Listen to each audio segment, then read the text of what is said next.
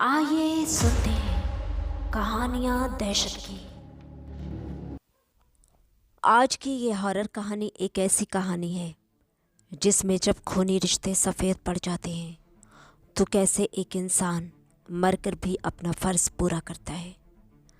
जानेंगे आज की इस कहानी में, तो वीडियो को एंड तक ज़रूर देखें।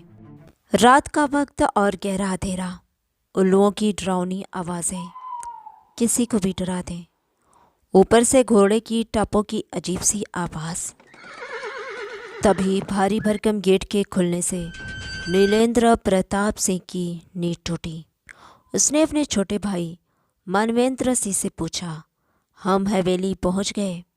हाँ भाई साहब, आप बग्घी से उतरे, मैं आपका सामान लेकर आता हूँ।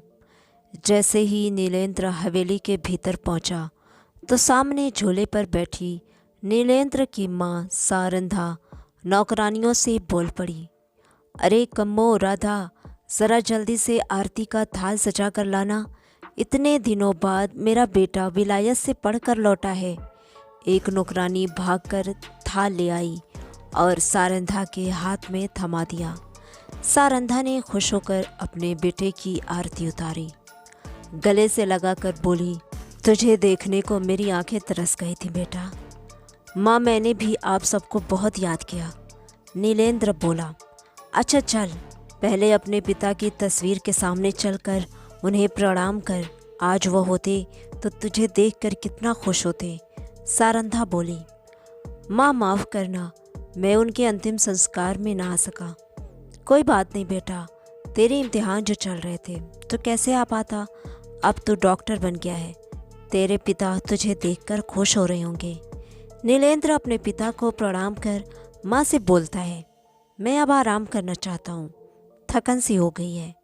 अरे बेटा, खाना तो खा ले। नहीं माँ, भूख नहीं।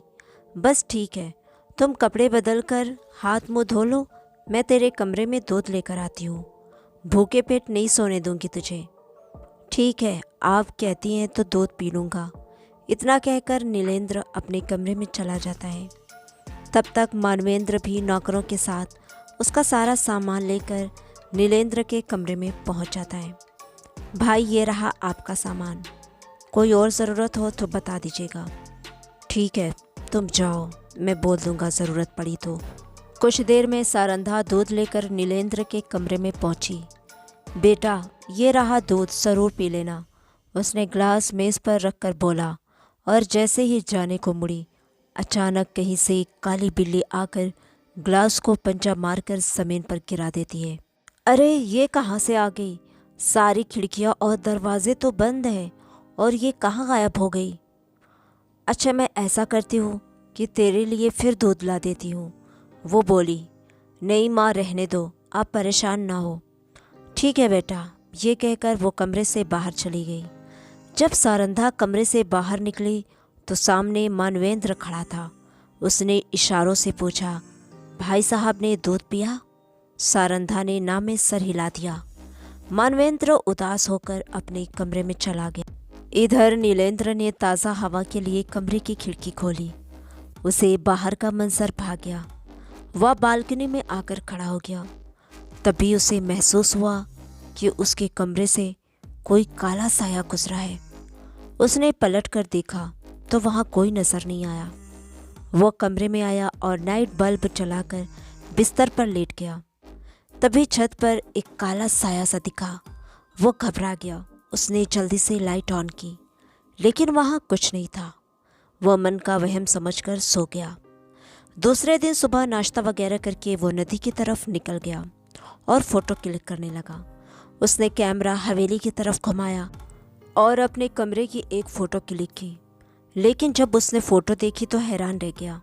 उसके कमरे की बालकनी में एक साया सा खड़ा नज़र आ रहा था, लेकिन जब वह ऐसे देख रहा था तो वहाँ कोई नहीं था। उसने एक और फ़ोटो क्लिक की। अब भी फ़ोटो में एक साया खड़ा नज़र आ रहा था। तभी एक बूढ़ा पागल फटे पुराने कपड़ों में उसके पास आकर बोला, तुम आ गए मुन्ना बाबू, लेकिन वो तो मर गई, उसे मार दिया गया, तुम्हें भी मार दिया जाएगा। हाँ हाँ हाँ। इतना बोलकर वो पागल वहाँ से आगे बढ़ गया। उसकी बातें सुनकर नीलेंद्र का मूड ऑफ हो जाता है। वो वापस घर आ जाता है। दोपहर में उसने लंच से भी मना कर दिया और सो गया। रात को वो अपने लैपटॉप पर काम कर रहा था, तभी मानवेंद्र खाने के लिए बुलाने आया। मेरा खाना यहीं भिजवा दो, मैं कुछ ज़रूरी काम कर रहा हूँ, वो बोला। थोड़ी देर बाद मानवेंद्र खाने की थाली लेकर पहुँचा। थाली मेज़ पर रखते हुए बोला, भाई साहब खाना ज़रूर खा लेना। ठीक है, तुम जाओ, मैं खा लूँगा। काम खत्म करके जैसे ही वो खाना खाने बैठा और थाली उठाई, अचानक से थाली उसके हाथ से छूटकर ज़मीन पर गिर गई। उफ, ये क्या हो गया। उसे ज़ोरों की भूख लग रही थी, इसलिए वो खाना लेने नीचे पहुंचा। वहाँ कोई नौकरानी नज़र नहीं आ रही थी। उसने सोचा कि माँ को बोलता हूँ। जैसे ही वो सारंधा के कमरे तक पहुंचा, अंदर से आ रही आवाज़ों को सुनकर उसके होश उड़ गए। अंदर मानवेंद्र सारंधा से कह रहा था, माँ शायद आज रात उसका काम तमाम हो जाएगा। मैंने खाने में ऐसा जहर मिलाया है कि खाते ही वो आधे घंटे के अंदर खत्म। हाँ, जितना जल्दी इसे ख़त्म करें अच्छा है। दूध में भी मैंने जहर मिलाया था, लेकिन उसे बिल्ली ने गिरा दिया। सारंधा बोली, खैर बकरे की माँ कब तक खैर मनाएगी? उस बकरे की माँ तो आप ही हैं। मानवेंद्र हंसते हुए बोला, उसकी माँ मत बोल, सौतेली माँ बोल। उसकी माँ तो उसे जन्म देते ही मर गई थी। मैं एक मछुआरिन थी। ठाकुर साहब मुझ पर मोहित हो गए और मुझे ब्याह कर इस हवेली में ले आए। और उस टाइम नीलेंद्र 2 साल का था।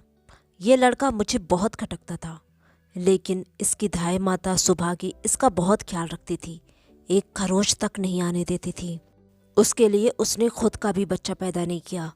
तब मैंने एक रात उसे मरवा कर यहाँ के तहखाने में फिकवा दिया। तेरे पैदा होने के बाद मैंने नीलेंद्र को बोर्डिंग स्कूल में डलवा दिया और वहीं से विदेश भिजवा दिया। हवेली में कदम नहीं रखने दिया और एक दिन ठाकुर साहब से छुटकारा पाने के लिए उन्हें छत से धक्का दे दिया। तब से मैं इस हवेली और ज़मीन जायदाद की अकेली मालकिन हूँ। ये सारी बातें नीलेंद्र अपने मोबाइल में रिकॉर्ड कर चुका था। वो चुपचाप अपने कमरे में आया और अपना बैग लिया और हवेली से बाहर आ गया उस पागल को ढूंढने। बहुत ढूंढने के बाद वो पागल नीलेंद्र को दिखा। नीलेंद्र ने उससे बात करने की कोशिश की। वह अचानक रो पड़ा, साहब मैं पागल नहीं हूँ, बस जान बचाने के लिए नाटक करता हूँ। लेकिन क्यों, तुम्हें किससे खतरा है? क्योंकि मैं सुभागी का पति रामचरण हूँ। मैं जानता हूँ कि उसे मारा गया है। एक दिन वह मेरे पास आई थी, बोली कि मुझे मारने वाला कभी न कभी तो पकड़ा जाएगा, लेकिन मैं अपने मुन्ना बाबू को कुछ नहीं होने दूंगी। हमेशा साई की तरह उसके साथ रहूंगी। रामचरण की बातें सुनकर नीलेंद्र का दिमाग कौंधा। उसे समझ आ गया कि उस दिन जहर भरा दूध और थाली सुभागी ने ही गिराई थी। उसकी आंखें भर आईं। वो मरकर भी अपना फर्ज निभा रही थी। नीलेंद्र पुलिस स्टेशन जाता है और सारी रिकॉर्डिंग पुलिस को सुनाता है। पुलिस ने सारंधा और मानवेंद्र को गिरफ्तार कर लिया। नीलेंद्र ने तहखाने से सुभागी का कंकाल निकलवा कर उसका अंतिम संस्कार कर दिया।